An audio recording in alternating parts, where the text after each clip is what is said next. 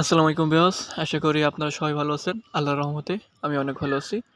আজকে আপনাদের মাঝে হাজির হলাম একটি কাম বশীকরণ মন্ত্র নিয়ে বা যৌন বশীকরণ মন্ত্র নিয়ে, আপনারা যেটাই মনে করেন।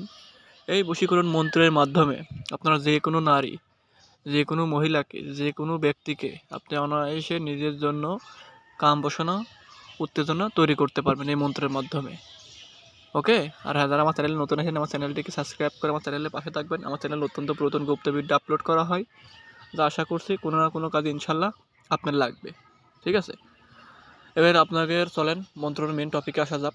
আপনারা মন্ত্রটি প্রয়োগ করবেন কিভাবে? এই মন্ত্রটি প্রয়োগ করতে হলে অবশ্যই সাবধানতার সহিত প্রয়োগ করতে হবে।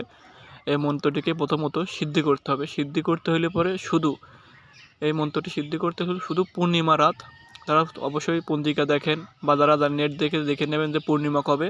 পূর্ণিমা রাত্রে 108 বার এই ছোটো মন্ত্রটি মুখস্থ করে নেবেন। 108 বার পাঠ করে সিদ্ধি করে নিতে হবে। সিদ্ধি করা হয়ে গেলে, আর আপনাকে সিদ্ধ করার নিয়মটা বলে দিই, সিদ্ধি করতে হলে পাক পবিত্র হয়ে একটি নির্জন স্থানে বসে বা নির্জন ঘরে বসে গায়ে সুগন্ধি লাগায়, ঠিক আছে, 108 বার পাঠ করে মন্ত্রটি সিদ্ধ করে নেবেন। সিদ্ধ করা হয়ে গেলে মন্ত্রটি এবার আপনারা প্রয়োগ করবেন কীভাবে? ওই প্রয়োগ করতে হলে পরে আপনাকে কোনো বস্তু বেছে নিতে হবে, যেরকম পানীয় তরল বস্তু হলে ভালো হয়, তবে অন্যান্য খাদ্য বস্তুর উপরেও চলবে।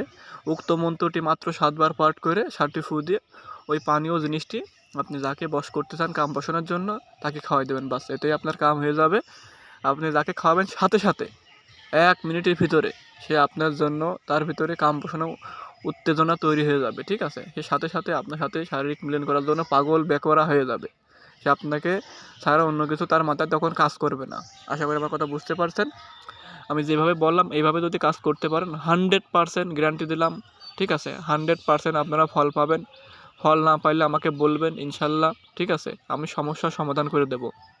তবে যে নিয়ম অনুসারে বললাম, যদি কোনো নিয়ম মিস হয় তাহলে পরে কিন্তু কাজ হইব না। ওকে।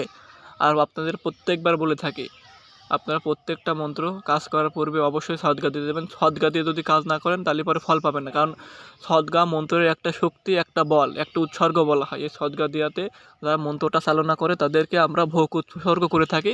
সেই ভোগের মাধ্যমে উৎসর্গ করা হয়ে গেলে পরে আমরা যাদেরকে মন্ত্রটি দিয়ে থাকি তারা সারা জীবন এটি ব্যবহার করতে পারবে। আশা করি আমার কথা বুঝতে পারছেন। আর হ্যাঁ, যারা আমার মাধ্যমে কাজ করতে চান, স্ক্রিনে দেওয়া নাম্বার আছে, আমার সাথে যোগাযোগ করতে পারেন। আপনাদের যে কোনো ধরনের কাজ, বান মারা, বান কাটা, বশীকরণ, ঠিক আছে, যে কোনো ধরনের কাজ আপনাদের বিচ্ছেদ করে দেওয়া যাবে ইনশাল্লাহ, 100% গ্যারান্টি সহকারে, দেশ ও দেশের বাইরে থেকে। ওকে। আমি যেভাবে বললাম, যদি আপনারা কাজ করতে পারেন সাথে সাথে সে যৌবন জ্বালায় সে আপনার জন্য ব্যাকুল পারার হয়ে যাবে। ঠিক আছে, আপনার সাথে সে শারীরিক মিলন করার জন্য সে অস্থির হয়ে যাবে। আশা করি বুঝতে পারছেন। আপনার সাথে দেখা হবে পরবর্তী ভিডিওতে। সবাই আমার জন্য দোয়া করবেন। ভালো থাকবেন। আল্লাহ হাফেজ।